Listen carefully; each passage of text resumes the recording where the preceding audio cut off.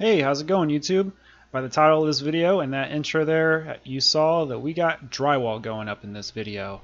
So as you can see, we have a insulated garage that was in the last video, and now let's get this drywall up. So I've never done drywall before, but I'm always up for a challenge and definitely saving some money. It was just me and my girlfriend tackling this project.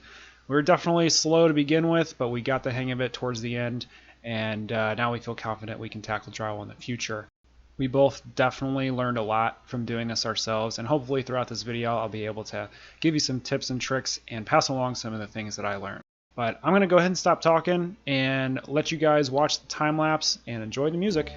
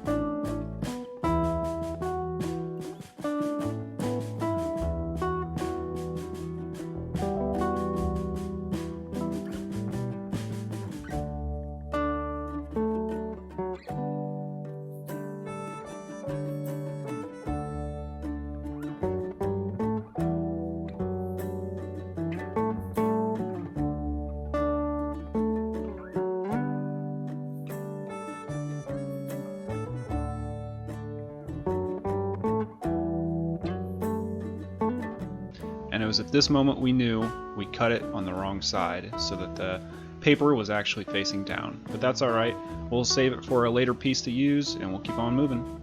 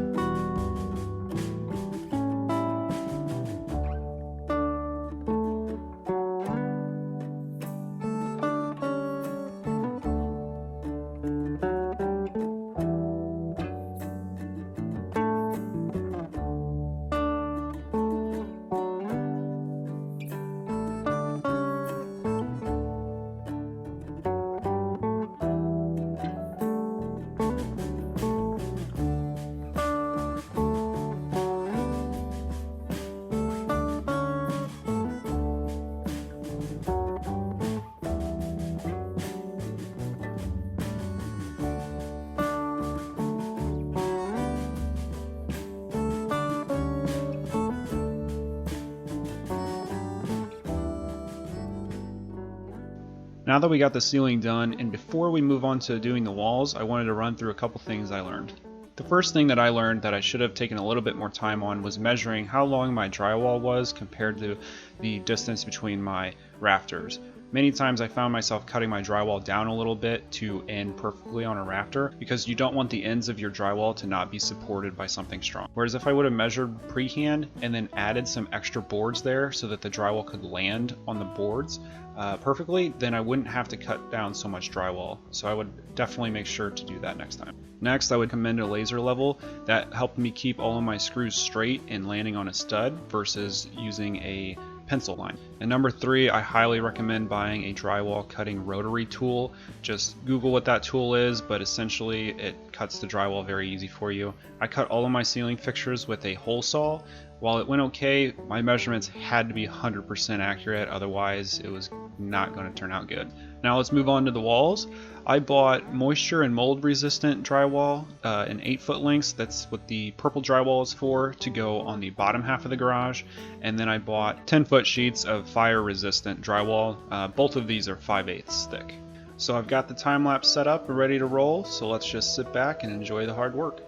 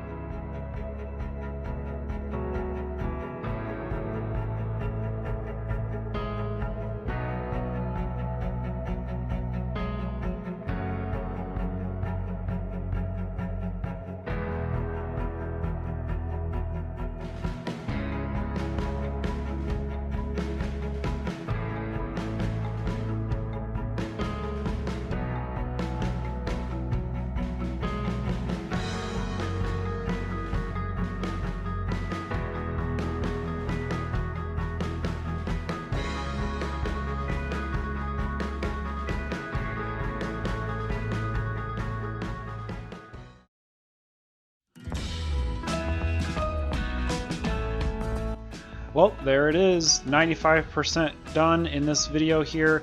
I've got a picture at the end I'll put, 100% done, and it looks so amazing. Two millennials, first-year home buyers, we were able to do this project on our own, DIY style. That's how we do things.